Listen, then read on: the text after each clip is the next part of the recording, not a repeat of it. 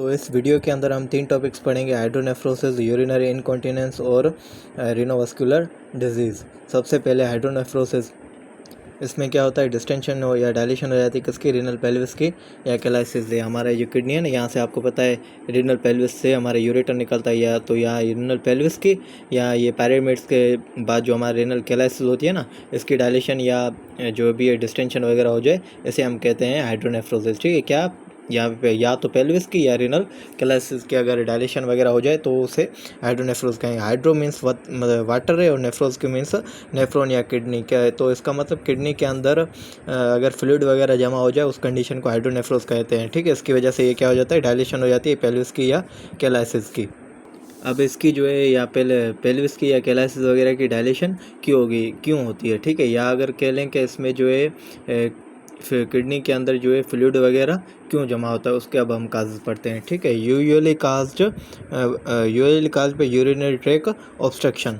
ये हमारी urinary track है ना, ठीक है, यहाँ पे कहीं पे भी अगर ऑब्स्ट्रक्शन वगैरह आ गई तो उसमें क्या होगा, अगर फॉर एग्जाम्पल यूरेथ्रा में ऑब्स्ट्रक्शन आई तो पहले ब्लैडर में जो है फ्लूइड जमा होगा, यूरिन वगैरह, वो यूरिन फिर हमारे यूरेटर में जमा होगा, फिर होता होता हमारी किडनीज में जमा होगा। इसी तरीके से अगर यूरेटर पे कई जगह पे स्टोन वगैरह की वजह से ऑब्स्ट्रक्शन आ जाए तो पीछे जो क्या होता है, फिर जो भी यूरिन वगैरह या फ्लूइड वगैरह हमारा जमा होकर किडनी में हाइड्रोनेफ्रोज करा देता है। ठीक है, तो एक ये काज है। ठीक है, usually cause by urinary track obstruction. उसमें ऑब्स्ट्रक्शन किसकी वजह से, यूरिनल स्टोन्स की भी वजह से हो सकती है। सीवियर अगर बेनाइन प्रोस्टेट हाइपरप्लेजिया है, ठीक है, हमारे आपको पता है ब्लैडर के अराउंड हमारा प्रोस्टेट ग्लैंड पड़ा होता है, और मेल्स में जो है प्रोस्टेट की हाइपरप्लेजिया हो जाती है एडवांस एज में।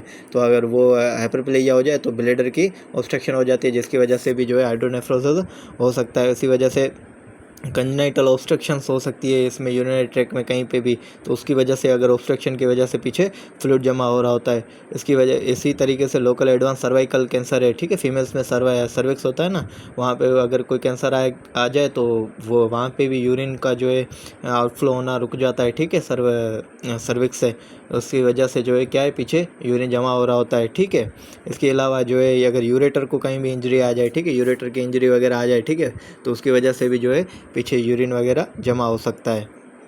इसके अलावा काजेज क्या है, अदर काजेज इनको रेट्रोपेरिटोनियल फाइब्रोसिस। ठीक है, अब क्या है, पेरिटोनियम के पीछे अगर किसी तरीके से फाइब्रोसिस है तो फाइब्रोसिस क्या करेगी, fibrous tissue compresses ureter from outside. अब वो फाइब्रोसिस क्या करे, यूरेटर्स को, हर में पीछे अगर फाइब्रोसिस हो रही है, ठीक है, तो वो क्या है, यूरेटर को पीछे से कंप्रेस कर देगी और यूरेटर से यूरिन वगैरह निकलना बंद हो जाएगा, पीछे जमा हो रहा होगा। तो ये भी एक काज है इसका।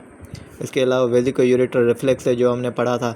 ठीक है, मतलब ब्लेडर से जो किसी वजह से अगर ब्लेडर से जो है यूरिन बैकफ्लो होके यूरेटर में आए तो उसे वेजिको यूरेटर रिफ्लेक्स कहेंगे। तो इसकी वजह से भी जो है यूरिन यूरेटर से आके किडनी में जमा हो रहा होता है, तो इसकी वजह से भी हाइड्रोनेफ्रोज हो सकती है। सही है। अब एक dilation occurs proximal to the site of pathology. जहाँ पे भी कोई पैथोलॉजी होगी ना, उसी के प्रोक्सिमली जो है डायलेशन होगी। फॉर एग्जांपल वेजिको यूरेटर रिफ्लेक्स की यहाँ पे अगर जो है पैथोलॉजी है तो यहाँ पे क्या होगी, डायलेशन होगी। सही है, यहाँ पे अगर रेनल पेल्विस में कोई मसला है तो इसकी जो अराउंड जो है डायलेशन हो रही होगी, वही बात इसने कही है यहाँ पे। अब आपको पता है कि अगर फॉर एग्जाम्पल दोनों हमारी किडनीज हाइड्रोनेफ्रोज की वजह से काम करना बंद कर देगी, किडनीज का काम है नाइट्रोजनस वेस्ट को जो है हमारी बॉडी से निकालना, अगर किडनी काम ही नहीं करेगी तो नाइट्रोजनस वेस्ट जो है बढ़ता रहेगा। सही है, वो कब बढ़ेगा, जब दोनों किडनी अगर फेल हो जाए। सही है, तो हाइड्रोनेफ्रोज में यही होता है, अगर बायोलेटरली हाइड्रोनेफ्रोज है तो दोनों किडनी काम नहीं करेगी और नाइट्रोजनस वेस्ट जैसे सीरम, क्रिएटिनिन, यूरिया वगैरह बढ़ जाता है। अगर किसी पेशेंट में है ही एक किडनी, वो भी अगर ऑब्स्ट्रक्शन वगैरह के वजह से काम करना बंद कर दे, तो अगर उसके पास है ही एक किडनी तो वही काम नहीं करेगी, तो नाइट्रोजनस वेस्ट वगैरह बढ़ जाता है। वो यहाँ पे कहा है कि serum creatinine becomes elevated if obstruction is bilateral. ठीक है, या अगर if a patient has an obstructed solitary kidney, अगर है ही एक किडनी वो भी ऑब्स्ट्रक्टेड हो जाए तो भी सीरम क्रिएटिनिन क्या हो जाता है, बढ़ जाता है उस पेशेंट के अंदर। अब ज़ाहिर है आपको पता है, अगर यहाँ पे फ्लूइड यहाँ से बार बार यहाँ पे अंदर आ रहा होता है, अगर इसमें जो है हाइड्रोनेफ्रोज होगी तो क्या होगा, रीनल मेडुला और कोटेक्स वगैरह की कंप्रेशन होगी। सही, कंप्रेशन की वजह से फिर एट्रोफी हो जाती है। ज़ाहिर है यहाँ पे फ्लूइड आ रहा है ना, फ्लूइड आके किडनी को जो है डायलेट वगैरह कर रहा है। ठीक है, वो जो है कंप्रेस करेगा मेडुला और कोटेक्स वगैरह को, जिसकी वजह से अगर क्रोनिकली ये कंडीशन रही तो एट्रोफी हो जाएगी।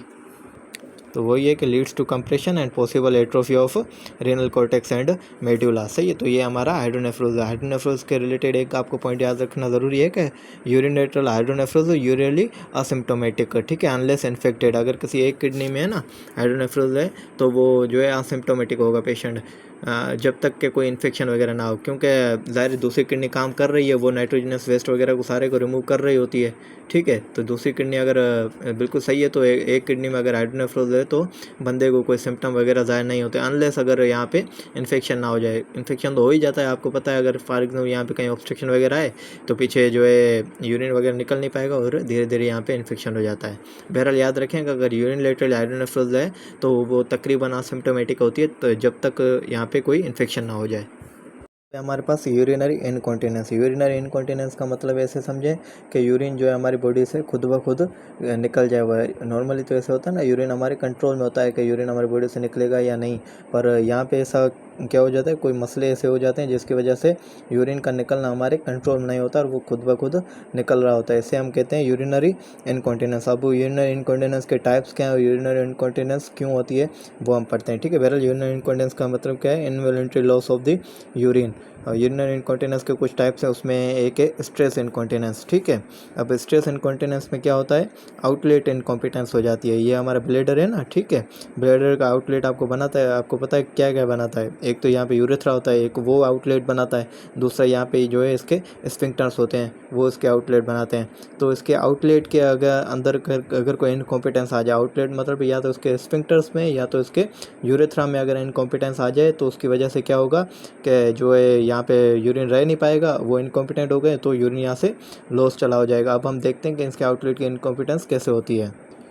आउटलेट में आपको पता है इंस्पेक्टर्स होते हैं, तो ठीक है, अगर इंट्रिंसिक इंस्पेक्टर डिफिशिएंसी हो जाए, ठीक है, इंस्पेक्टर किसी मसले की वजह से अगर काम करना बंद कर दें तो भी ये जो ज़ाहिर इंस्पेक्टर से रोक नहीं पाएंगे यूरिन को, यूरिन निकल थोड़ा भी प्रेशर ब्लेडर के ऊपर पड़ा तो यूरिन निकल चला जाएगा, ठीक है। एक तो ये एक रीज़न है, ठीक है, इंट्रिंसिक इंस्पेक्टर डिफिशिएंसी हो जाए, या तो फिर क्या हो जाए, यूरेथ्रा की हाइपर मोबिलिटी। याद रखें ये हमारे जो ब्लेडर है या यूरेथ्रा वगैरह है ना, इनको सबको सपोर्ट नीचे कर रहे होते हैं हमारे जो है पेल्विक फ्लोर के मसल्स, ठीक है, पेल्विक फ्लोर है ना, ये ब्लेडर को यूरेथ्रा वगैरह को सपोर्ट कर रहा होता है। अगर फॉर एग्जांपल किसी वजह से ये पेल्विक फ्लोर के मसल्स हैं, अगर वो जो है वीक हो जाएं, ठीक है, अगर पेल्विक फ्लोर के मसल्स वीक हो जाएंगे तो यूरेथ्रा और ब्लेडर वगैरह को वो सपोर्ट नहीं कर पाएंगे। यूरेथ्रा अगर सही से सपोर्टेड नहीं होगा, अगर यूरेथ्रा की हाइपर मोबिलिटी हो जाएगी, ठीक है, तो हाइपर मोबिलिटी की वजह से यूरिन यहाँ से लॉस हो चला जाएगा। सही है, तो यूरेथ्रा की हाइपर मोबिलिटी की वजह से स्ट्रेस इनकॉन्टिनेंस होता है। यूरेथ्रा की हाइपर मोबिलिटी क्यों होती है, अगर किसी मसले की वजह से पेल्विक फ्लोर के मसल्स क्या हो जाएं, वीक हो जाएं। पेल्विक फ्लोर के मसल्स आपको याद रखना बहुत ज़रूरी है, ये आते हैं, ठीक है, एग्जाम्स में। इलियोकोकस है, कोकस है और प्यूबोरेक्टलिस है। नाम है इलियोकोक्सीजियस, प्यूबोकोक्सीजियस और प्यूबोरेक्टलिस, ठीक है। तो वो क्या कह रहे हैं, bladder and urethra are typically maintained in normal anatomical position by pelvic floor muscles, जिसे लेविट्रेना मसल्स कहते हैं, और उसमें भी क्या है, इलियोकोक्सीजियस, प्यूबोकोक्सीजियस और प्यूबोरेक्टलिस, ठीक है। बहरहाल अगर ये मसल जो है काम करना अगर बंद कर देंगे, इनकी वीकनेस हो जाएगी तो क्या हो जाएगी, यूरेथ्रा की हाइपर मोबिलिटी हो जाएगी, जिसकी वजह से क्या है, स्ट्रेस इनकॉन्टिनेंस होता है। तो क्या क्या आउटलेट इनकॉम्पिटेंस मतलब कि ब्लेडर आउटलेट जो है यूरेथ्रा या स्फिंक्टर है can not stay properly closed, ठीक है, या और उसमें क्या है, urethral hyper mobility, urethra shifts too easily when pressure increases, ठीक है, due to weak pelvic floor muscles, उसकी वजह से क्या हो जाएगी, यूरेथ्रा हाइपर मोबिलिटी हो जाएगी। और इंट्रिंसिक स्फिंक्टर डिफिशिएंसी है इसमें, इसका मतलब कि sphincter itself is too weak to stay shut. बहरहाल जो भी मसला होगा, फिर अगर यहाँ से जो ब्लेडर के ऊपर प्रेशर आया किसी भी वजह से, फॉर एग्जांपल स्नीजिंग करते वक्त या कोई भी जो है कफिंग करते वक्त ब्लेडर के ऊपर प्रेशर आता है ना, हमारे एब्डोमिनल वाल मसल प्रेशर लगाती हैं, तो क्या हो जाता है, यहाँ से यूरिन लॉस हो जाता है, क्योंकि यहाँ पे जो आउटलेट है वो इनकॉम्पिटेंट है, समझ गए। तो उसमें क्या होता है, लीक हो जाता है urine due to increase abdominal pressure, और एब्डोमिनल प्रेशर स्नीजिंग या कुछ चीज़ लिफ्ट करते वक्त बढ़ जाता है, जिसकी वजह से क्या है, यूरिन लॉस हो जाता है। और इसमें याद रखें ब्लेडर जो है टेस्ट है वो स्ट्रेस टेस्ट है वो पॉजिटिव होती है, ठीक है। उसमें ब्लेडर स्ट्रेस टेस्ट कैसे करते हैं, फॉर एग्जाम्पल किसी बंदे को कहेंगे वाल्सेल्वा मैन्यूवर करो या कफिंग वगैरह करो, उसकी वजह से क्या हो जाएगा, उसका यूरिन लॉस हो जाएगा। अगर यूरिन लॉस हो रहा है तो मतलब उसका क्या है, ब्लेडर टेस्ट पॉजिटिव आ रहा है। सही। अब ये जो है क्यों होता है, ये जो स्ट्रेस इनकॉन्टिनेंस क्यों होती है, ये किस चीज़ के साथ एसोसिएटेड है। ये मैंने आपको बताया, ये तभी होता है जब हमारे जो है लेवेटर एना मसल या पेल्विक फ्लोर के मसल्स वीक हो जाएँ। वो पेल्विक फ्लोर के मसल्स क्यों वीक होते हैं वो आपको याद रखना ज़रूरी है। ओबेसिटी में जो है पेल्विस के मसल्स वीक हो जाते हैं, ठीक है। बार बार प्रेगनेंसी होती है ना, मल्टीपेरस वुमेन होती है, उनमें ये बहुत वीक हो जाते हैं। वेजाइनल डिलीवरी के वक्त ये जो हमारे पेल्विस के मसल्स हैं वो वीक हो जाते हैं, जिसकी वजह से स्ट्रेस इनकॉन्टिनेंस लेडीज़ में हो रहा होता है। और प्रोस्टेट सर्जरी है, प्रोस्टेट सर्जरी में क्या है, प्रोस्टेट की सर्जरी के दौरान जो है स्फिंक्टर को डैमेज आ जाता है, इसकी वजह से भी जो है स्ट्रेस इनकॉन्टिनेंस हो रही होती है। अब ट्रीटमेंट इसका आपको याद रखें, स्ट्रेस इनकॉन्टिनेंस पेल्विक फ्लोर की वीकनेस की वजह से हो रहा है। अब तो इसका क्या करेंगे, पेल्विक फ्लोर के एक्सरसाइज उस पेशेंट को हम कहेंगे, ठीक है, प्रिस्क्राइब करेंगे, उसको केगल एक्सरसाइज कहते हैं। उसके साथ साथ उसे वेट लॉस का भी कहेंगे, ठीक है, क्योंकि ओबेसिटी की वजह से पेल्विक के मसल्स जो है वीक हो रहे होते हैं। और या अगर ये भी काम नहीं करे तो हम पेसरीज इनर्ट करते हैं, ठीक है। पेसरीज क्या है, डिवाइस है inserted into vagina to support the urethra, ठीक है। ये पेसरीज एक रिंग पेसरीज वगैरह ऐसे डिवाइस होते हैं जो डायरेक्ट यहाँ पे इंसर्ट करते हैं, जिसकी वजह से ये जो स्टेन इनकॉन्टिनेंस है उसमें कमी आ जाती है। का नाम है स्ट्रेस इनकॉन्टिनेंस। देखें ना, अगर प्रेशर, जब भी स्ट्रेस बढ़ता है ब्लैडर के ऊपर किसी भी वजह से, फॉर एग्जांपल स्नीजिंग या कफिंग वगैरह से, जैसे स्ट्रेस बढ़ा, पेल्विक फ्लोर के मसल जो है वीक हुए पड़े होते हैं, जिसकी वजह से क्या हो जाता है, इनकॉन्टिनेंस हो जाता है, इसलिए इसका नाम है stress incontinence.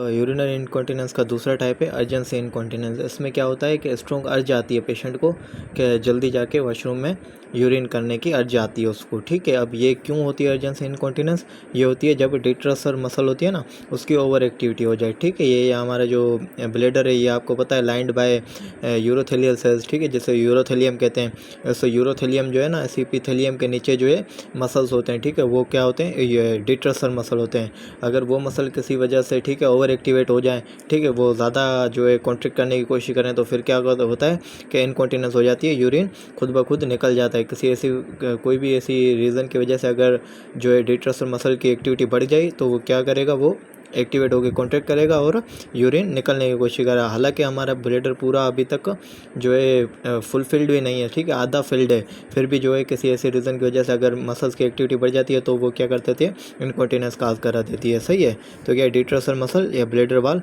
Contracts too early before the bladder is full, ठीक है। तो इसमें यह होता है, तब क्या होता है, लीक हो जाती है और जल्दी से जो क्या यूरिन निकल जाता है।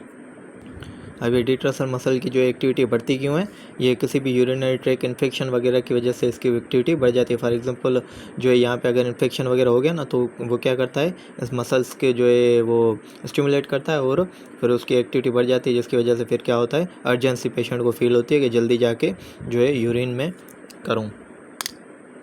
अब इसका ट्रीटमेंट क्या है अर्जेंसी इनकॉन्टिनेंस का, केगल एक्सरसाइज है, ठीक है।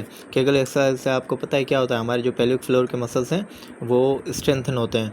ये इसमें हेल्प इसलिए करता है क्योंकि जैसे हमारे पेल्विक फ्लोर के मसल्स कॉन्ट्रैक्ट होते हैं ना, वो इसकी जो है डिट्रसर मसल की जो है रिलैक्सेशन काज करा देते हैं, सही है। अब जैसे ही जितने वो ज़्यादा स्ट्रेंथन होंगे तो उतने जो है वो क्या कर पाएंगे, इसको डिट्रसर मसल को जो है रिलैक्स कर पाएंगे। इसलिए जैसे पेशेंट को फॉर एग्जांपल अर्जेंसी आती है ना, वो क्या करता है, अपने पेल्विक फ्लोर के मसल को जो है कॉन्ट्रैक्ट कर लेता है, जिसकी वजह से ये थोड़ी देर के लिए रिलैक्स हो जाते हैं और पेशेंट को टाइम मिल जाता है कि वो बाथरूम तक पहुँच पाए, ठीक है। फिर से वो उसको रिलैक्सेशन को उसको पेल्विक फ्लोर के मसल को रिलैक्सेशन काज करता है, फिर भले जो है यहाँ से यूरिन वगैरह निकल आए। तो ये केगल एक्सरसाइज एक जो है पूरा इसको ट्रीट नहीं करता, ये ऐसे ही टू बाय सम टाइम, ठीक है, कुछ टाइम जो है देने के लिए पेशेंट को केगल एक्सरसाइज कहते हैं कि पेल्विक फ्लोर मसल जो है स्ट्रेंथन हो, तो बंदे को थोड़ा टाइम मिले कि वो वॉशरूम तक पहुँच सके। तो क्या कहा अभी कि contracting pelvic floor muscles during the urge to void activates the inhibitory reflexes that काम दी डिट्रसर मसल, ठीक है। जैसे वो पेल्विक फ्लोर के मसल्स को एक्टिवेट वो कॉन्ट्रैक्ट करता है ना, तो डिट्रसर मसल की रिलैक्सेशन हो जाती है, ठीक है, इनहिबिटरी रिफ्लेक्स की वजह से, जिसे गार्डिंग रिफ्लेक्स कहते हैं, सही है। पेल्विक फ्लोर के मसल को जो है कॉन्ट्रैक्शन काज करे, डिट्रसर मसल जो है क्या कर जाते हैं, रिलैक्स कर जाते हैं, गार्डिंग रिफ्लेक्स कहते हैं। यह क्या करता है, gives person few extra seconds या minutes to get to the bathroom, सही है। दूसरा है ब्लैडर ट्रेनिंग है, सही है। इसके ट्रीटमेंट है ब्लैडर ट्रेनिंग मतलब बंदे को टाइम्ड वाइडिंग सिखाएं, ठीक है, going to the bathroom on exact schedule, या उसको जो है डिस्ट्रैक्शन करना सिखाएं, ठीक है, डिस्ट्रैक्शन या रिलैक्सेशन टेक्निक सिखाएं, फॉर एग्जांपल डीप ब्रीथिंग वगैरह, तो वो क्या करेगा, वो भी इस अर्जेंसी इनकॉन्टिनेंस में हेल्प कर सकता है। और तीसरा है एंटी मस्कैनिक्स है, याद रखें ये जो भी अर्जेंसी इनकॉन्टिनेंस होती है ना, जिस भी पेशेंट को हम कोशिश करते हैं जो है विदाउट मेडिसिन ही अगर जो भी हम जो है ट्रीट कर पाएँ वही करते हैं, ठीक है। मेडिसिन आखिर में देते हैं, फिर शुरू में हम जो है ब्लड ट्रेनिंग और एक केगल एक्सरसाइज के तरीके से ही जो है अर्जेंसी इनकॉन्टिनेंस को ट्रीट करने की कोशिश करते हैं, ठीक है। आखिर में जो है हम एंटी मस्करनिक्स या मेरा बैकग्राउंड वगैरह यूज़ करते हैं। अब ये कैसे हेल्प करता है आपको पता है, ये जो है डिट्रसर मसल्स है ना, ये जो है इन पे जो है हमारे M3 जो है मस्करनिक रिसेप्टर्स होते हैं, ठीक है। M3 रिसेप्टर्स की एक्टिविटी बढ़ती है तभी जाके ये जो है मसल्स कॉन्ट्रैक्ट होते हैं और अर्जेंसी आती है। तो वही अगर M3 रिसेप्टर्स को अगर हम ब्लॉक कर दें तो ये डिट्रसर मसल की एक्टिविटी रुक जाती है और अर्जेंसी इनकॉन्टिनेंस ठीक हो जाती है, ठीक है। तो M3 मस्करनिक रिसेप्टर के जो आपको एंटी मस्करनिक्स हैं वो आपको याद रखना ज़रूरी है, ठीक है। ऑक्सीब्यूटायरिन है, ठीक है, जो ऑक्सीब्यूटाइनिन, ठीक है, ये अब हम देते हैं इसको, ठीक है, पेशेंट को, तो जिसकी वजह से इसकी एक्टिविटी कम हो जाती है। इसके अलावा मेरा बैकग्राउंड है वो भी देते हैं। वो क्या करता है, बीटा 3 का एगोनिस्ट है, सही है, जो क्या काज करा देता है, रिलैक्सेशन काज करा देता है ब्लैडर वाल की। मतलब M3 के जो रिसेप्टर्स हैं वो इसकी जो है कॉन्ट्रैक्शन काज कराते हैं और B3 के रिसेप्टर्स क्या करते हैं, इसकी रिलैक्सेशन काज करा देते हैं। तो B3 रिलैक्स काज करा देता है, इसलिए हम B3 के एगोनिस्ट देते हैं। M3 जो है क्या काज करा देता है, कॉन्ट्रैक्शन काज करा देता है, इसलिए M3 के हम एंटागोनिस्ट देते हैं। तीसरा टाइप है हमारे पास ओवरफ्लो इनकॉन्टिनेंस। ओवरफ्लो इनकॉन्टिनेंस में क्या होता है, जो है ये इसकी ब्लैडर की जो है एम्प्टिंग पूरी प्रॉपर हो नहीं पाती है, ठीक है। ब्लैडर पूरा भरा हुआ होता है, फिर धीरे धीरे क्या करता है, ब्लैडर से जो है यूरिन निकलना स्टार्ट हो रहा होता है, ठीक है।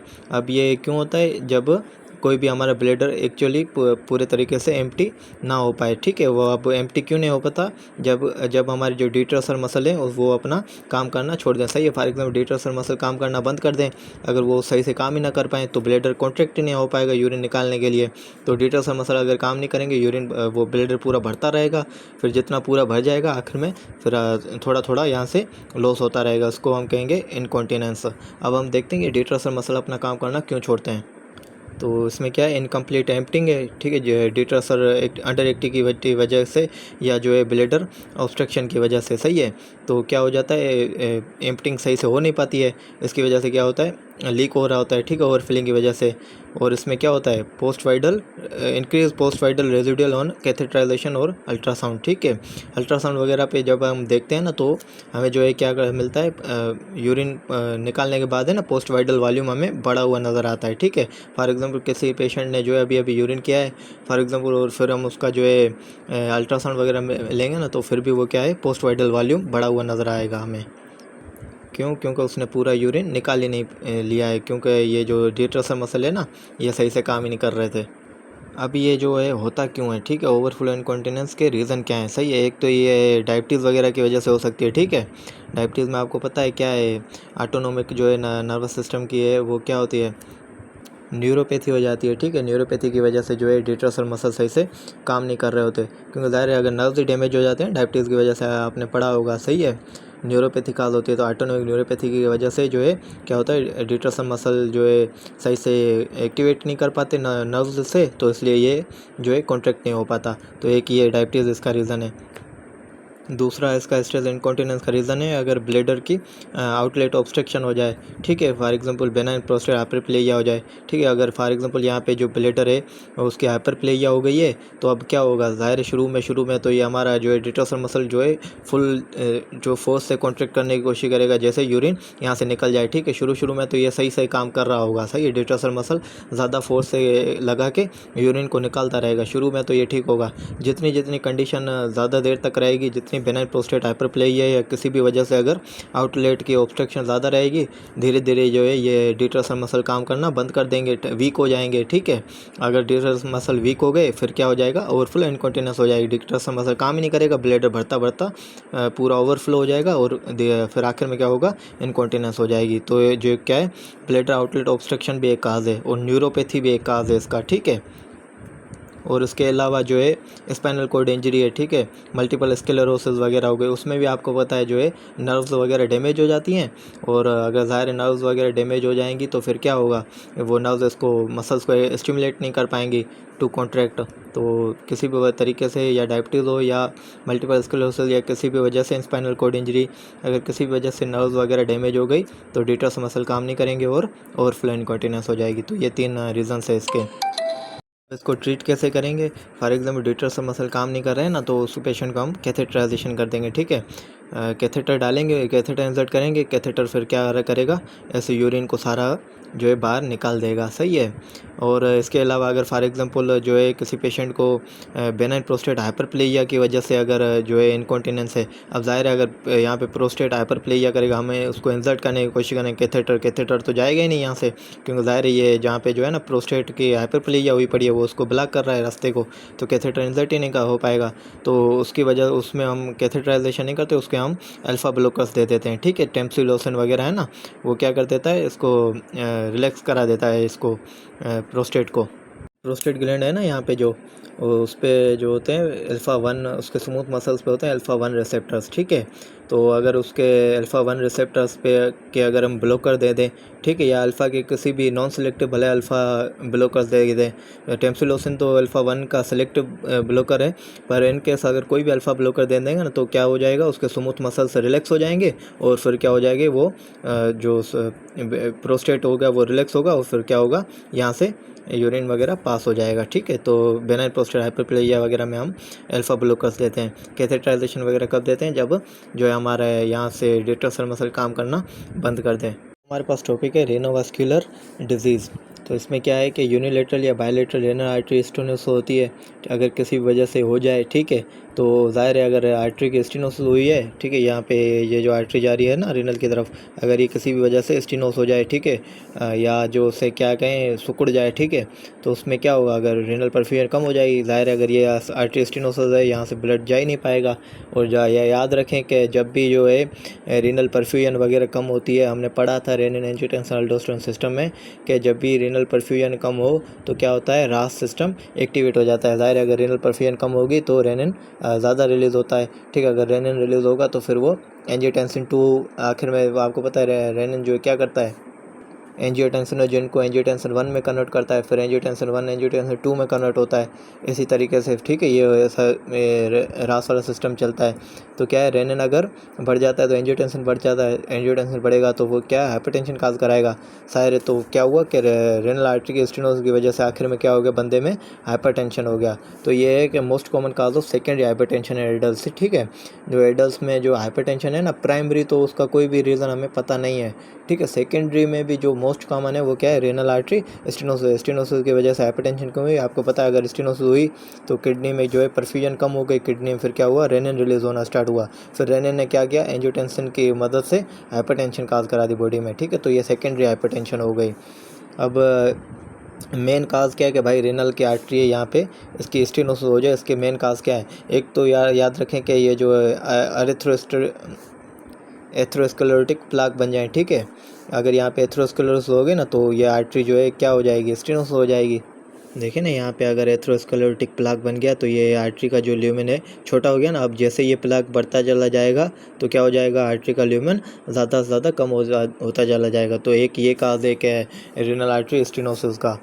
ये एथेरोस्क्लेरोटिक प्लाक जो है प्रोक्सिमली जो है रेनल आर्टरी को अफेक्ट करता है, सही है। प्रोक्सिमल 1/3 को ये अफेक्ट कर रहा होता है, सही है।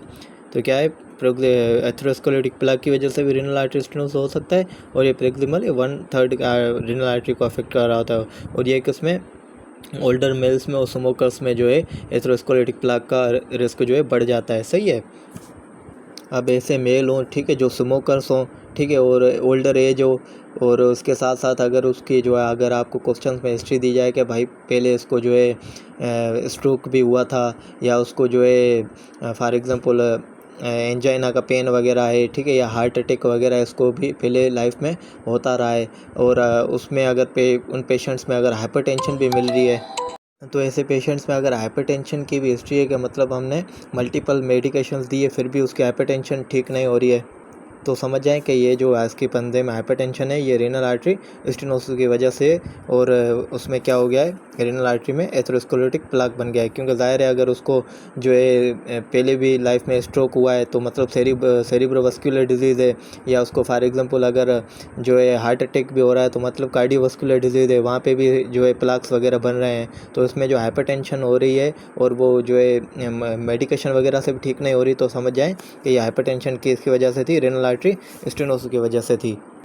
तो क्या कहा मैंने, patients with hypertension having cerebrovascular and cardiovascular events in life, such patients having persistent hypertension despite multiple medications, these patients always have renal artery stenosis। ये शायद आपको दिखाई नहीं दिया सही, पर बहरहाल आपको इसको जो है अपने बुक पे लिख लेना। दूसरा रीज़न है रीनल आर्टरी स्टेनोसिस का फाइब्रोमस्कुलर डिस्प्लेया। अब इसमें फाइब्रोमस्कुलर डिस्प्लेया की वजह से जो रीनल आर्टरी स्टेनोसिस होती है ना, वो डिस्टल टू थर्ड सेगमेंट में होती है रीनल आर्टरी के, ठीक है। और ये यूजुअली फीमेल्स को इन्वॉल्व करती है, यंग या मिडिल एज फीमेल्स को, ठीक है। तो समझ जाना अगर यंग या मिडिल एज फीमेल उसमें भी हाइपरटेंशन है, जो मल्टीपल मेडिकेशन भी दिए हमने फिर भी ठीक नहीं हो रही, तो समझ जाए कि उसको फाइब्रोमस्कुलर डिस्प्लेया की वजह से रीनल आर्टरी स्टेनोसिस हो गई, जिसकी वजह से उस पेशेंट में हाइपरटेंशन हो गई है। For unilateral renal artery stenosis affected kidney can atrophy. अगर ज़ाहिर है यहाँ पे अगर एक साइड पे रेनल की आर्टरी स्टेनोसिस हो गई, यहाँ पे जो है ब्लड सही से किडनी को मिल नहीं पाएगा, तो किडनी क्या हो जाएगी, एट्रोफाइड हो जाएगी। बाकी दूसरी किडनी नॉर्मली ग्रो कर रही होगी, तो किडनी के जो है असिमेट्रिक होगी, एक छोटी होगी एक बड़ी हुई होगी। Affected kidney can atrophy asymmetric kidney size, ठीक है, एक छोटी या एक बड़ी होगी। और उसमें क्या होगी, renal venal sampling will show increase in affected kidney. ज़ाहिर है यहाँ पे अगर ब्लड जा ही नहीं पा रहा है तो रेनल एंजियोटेंसिन अल्डोस्टेरोन सिस्टम एक्टिवेट होगा, और अगर इसके रेनल वेन का हम सैंपल लेंगे तो इसमें जो है रेनिन बढ़ा हुआ नज़र आएगा। बाकी नॉर्मल किडनी है उसमें तो कोई ऐसा मसला नहीं आ रहा है, उसमें रेनिन वगैरह में बढ़ा हुआ नहीं नज़र आएगा, ठीक है। इंक्रीज रेनिन इन अफेक्टेड किडनी, डिक्रीज रेनिन इन अनअफेक्टेड किडनी। ये कब मिलेगा, जब यूनिलेटरल रेनल आर्टरी स्टेनोसिस हो। और अगर for bilateral renal artery stenosis patient can have sudden rise in creatinine after starting angiotensin converting enzyme inhibitor और एंजियोटेंसिन रिसेप्टर ब्लॉकर और rennin inhibitors.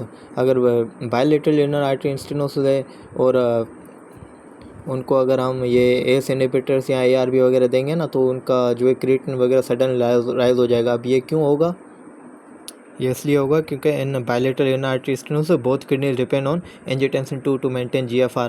ज़ाहिर है दोनों आर्टरीज जो है ये स्टेनोसिस हुई पड़ी है। अब वो ज़ाहिर है रेनल एंजियोटेंसिन अल्डोस्टेरोन सिस्टम एक्टिवेट होगा, जिसकी वजह से एंजियोटेंसिन 2 बनेगा। एंजियोटेंसिन 2 मैंने आपको पढ़ाया था, एंजियोटेंसिन 2 है ना, ऐसे इफरेंट आर्ट्रियल को कंस्ट्रक्ट करता है, ठीक है। इफरेंट आर्ट्रियल अगर कंस्ट्रक्ट होगा तो फिर क्या होगा, यहाँ से जैसे ब्लड वगैरह आएगा तो GFR वगैरह मेंटेन रहेगा। अगर ये जो है ये रेनल इफरेंट आर्ट्रियल अगर कंस्ट्रक्ट ना हो तो GFR वगैरह मेंटेन ही नहीं हो पाएगा और किडनी क्या है, एक्यूट किडनी इंजरी हो जाएगी, सही है। तो जो जो अगर दोनों किडनीज में जो है रेनल आर्टरी स्टेनोसिस हुई पड़ी है, सही है, तो उसमें क्या होगा, एंजियोटेंसिन 2 ज़ाहिर बढ़ाएगा क्योंकि रास सिस्टम एक्टिवेट हो रहा है, और वो एंजियोटेंसिन 2 क्या करेगा, GFR को मेंटेन करने में हेल्प करेगा। अगर फॉर एग्जांपल किसी तरीके से अगर हमने एंजियोटेंसिन रिसेप्टर बुलाकर दे दिए हैं, ठीक है, या जो है एंजियोटेंसिन कन्वर्टिंग एंजाइम इनहिबिटर दे दिए हैं या रेनिन इनहिबिटर दे दिए हैं, तो एंजियोटेंसिन 2 बन ही नहीं पाएगा, सही है। एंजियोटेंसिन 2 बन नहीं पाएगा तो फिर वो क्या जो है इफरेंट आर्टरियल को कंस्ट्रक्ट कर नहीं पाएगा, GFR मेंटेन ही नहीं रहेगा और किडनी में क्या हो जाएगी, इंजरी हो जाएगी, ठीक है। तो क्या है, kidneys depend on angiotensin 2 to maintain GFR via efferent arterial construction, blocking RAS drop in GFR, acute kidney injury या सीरम क्रिएटिनिन क्या हो जाएगा, राइज हो जाएगा, सही है। ऑलवेज मॉनिटर क्रिएटिनिन, क्या है, always monitor creatinine in patients taking angiotensin converting enzyme inhibitor और एंजियोटेंसिन रिसेप्टर ब्लॉकर, ठीक है। जो ये अगर पेशेंट्स ये मेडिकेशन ले रहे हैं तो उसका क्रिएटिनिन लाजमी हमें चेक करते रहना है, ठीक है। हाइपरटेंशन के लिए अगर ये अगर कोई पेशेंट ले रहा है तो उसका क्रिएटिनिन हमें लाजमी चेक करते रहना है। अगर अचानक से क्रिएटिनिन उस पेशेंट का बढ़ रहा है तो आप समझ जाएँ कि उसकी जो है किडनी ने अभी काम करना बंद कर दिया है और उसकी जो है क्या है, बायलेटरल रीनल आर्टरी स्टेनोसिस है।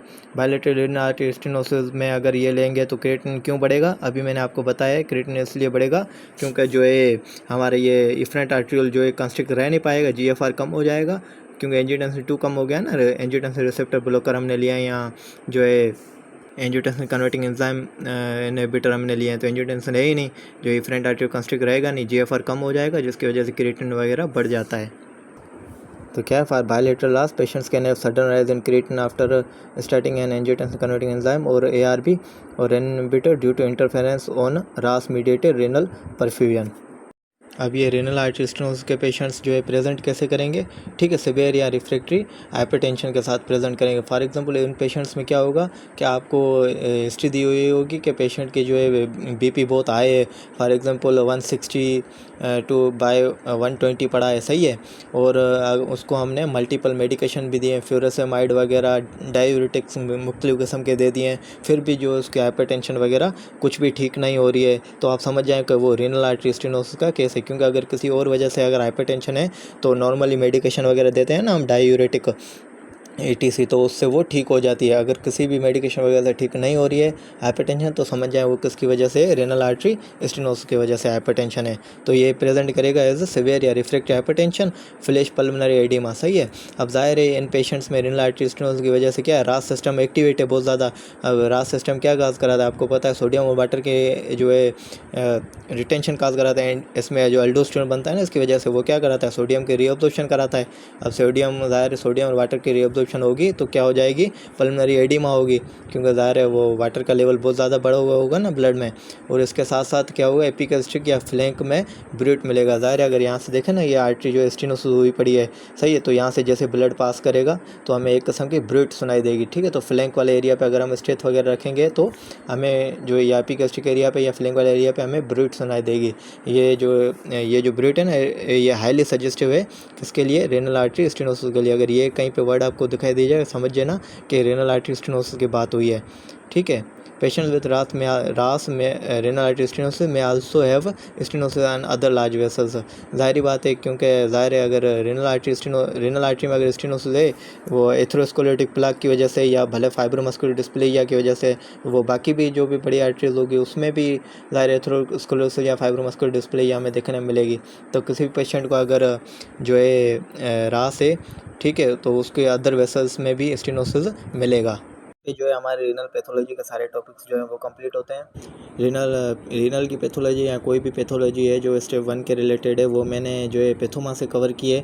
आप भले अगर आपको एफए सही लगे तो एफए से करना, अगर पैथोमा सही लगे तो पैथोमा से कर लेना। मैं तो आपको यही सजेस्ट करूँगा, पैथोमा में बहुत अच्छे तरीके से लिखा हुआ है, आप वहाँ से कवर कर लें, ठीक है। उसमें भी कुछ बहुत सारी चीज़ें हैं जो पैथोमा में नहीं लिखी हुई हैं, वो हम इस वीडियोज़ में डिस्कस कर लेते हैं, ठीक है। बाकी जो रह जाते हैं टॉपिक वो हम एफए से कवर करते हैं। बहरहाल यहाँ पे हमारी जो है पैथो, एनाटमी, एम्ब्रियो वगैरह सारी ख़त्म होती है। अब हम रीनल की जो है फार्मेकोलॉजी स्टार्ट करेंगे।